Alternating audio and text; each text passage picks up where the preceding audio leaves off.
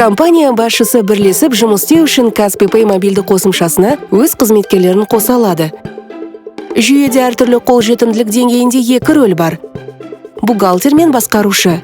Бухгалтер шоттарды көреді, сатылым бойынша үзінді көшірмелер мен есептерді шығарады, сату орындарын баптап, кассирлерді қосады. Содан кейін оларды растау үшін басшыға жібереді. Басқарушы аталған функциялардан бөлек аударымдар мен төлемдерді жасақтап, оларды растай алады. Қосымша пайдаланушыны қосу үшін Каспий Pay мобильді қосымшасында баптауға өтіңіз. Қызметкерлер бөлімін, содан кейін қосуды таңдаңыз. Қызметкерлердің рөлін. Оның телефон нөмірі мен атын көрсетіңіз.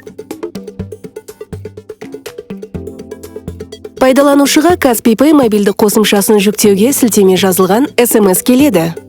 Қосымшаны жүктеп орнатқаннан кейін, оған телефон нөмірі мен GSM бойынша тіркеуден өту керек.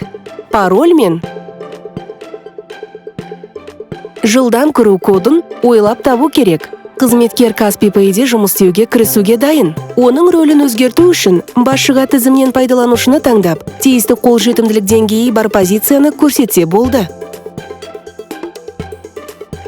Қызметкер бірден рөлінің өзгергені туралы хабарлама алады. Егер пайдаланушыны өшіру қажет болса, оны тізімнен таңдаңыз. Қызметкерді өшіруді басып, әрекетті растаңыз. Ол өшірілгені туралы SMS алады және Каспий Pay'дегі аккаунтынан автоматты түрде шығады.